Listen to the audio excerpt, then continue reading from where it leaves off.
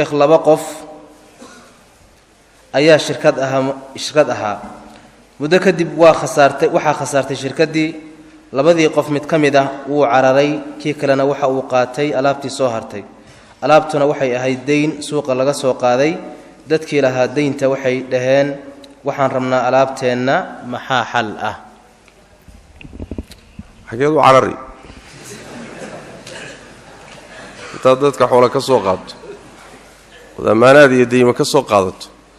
oo deymihii ku fashilto haddana sii carar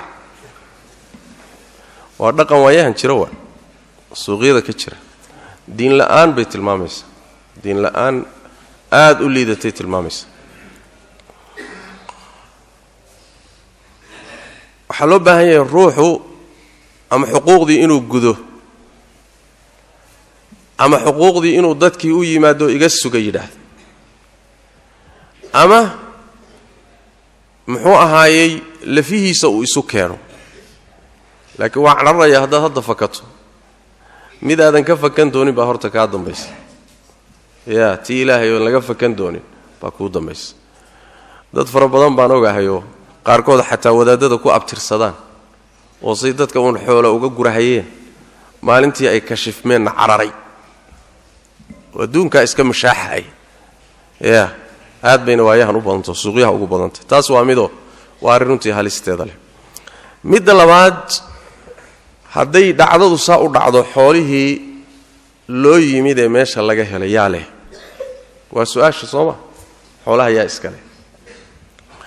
xadiid nebi baa ku soo aroray sal alla alay wasalam masalada iyadaa waana xadiidu abi hurayra rasuulku wuxuu uhi salawaatu rabbi wasalaamu caleyh ayuma rajulin aflasa ووجد رجل سلعته بعينها فهو أولى بها من غيره لفظ قاسي الترمذي النسائي بأصوص صاري ننكي عيدوبة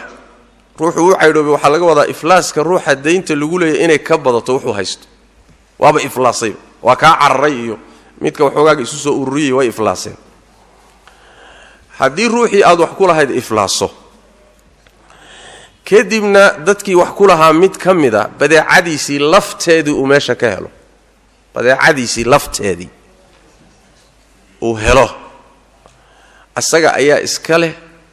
oo dadka kale ee wax ku leh la wadaagi maayaan sharti kale xadiidka riwaayaadkiisa qaar ka mida ku soo arooroo dhahaya walam yakun qabada min thamaniha shay'an badeecadaasi aad u timid ee adigu aad lahaydee kaa soo jeedee lafteedii aan waxba iska bedelin markaad adigu xaq u yeelanaysoon dadka kale kula wadaagayn dadka deynta leh ee kale aynan kula wadaagaynin sharti waxaa ah lacagteedii inaadan waxba ka qaadanin haddaad lacagteedii qaar qaadatay qaarna aad ku lahayd ama ma ahee badeecadani way isbedeshayoo way rogrogeenoo badeecadii lafteedii ma ahee iyadoo lacagaa taalla ama iyadoo badeeco kale loo rogay baa taalla marka iyada ah waa uswatu lghuramaa dadkaa wax sheeganayo oo dhan bay markaa ka dhaxaysaa wixii meesha laga helo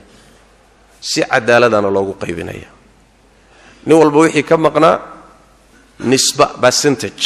ayaa loogu qaybinayaa nin walba waxbaa usoo noqonaya waxna waa ka maqnaanaya waa goorma laakiin haddii uu ninku badeecadiisii lafteedii u yimaado waa dharku adiga kaa qaaday way laftiisii waa laguguma haysto markaa ninna kula wadaagi maayo adigunbaa qaadani waa sharti waxaa ah inaadan dharkaa lacagtiisii waxba aadan ka qaadanin oodan waxba gudanin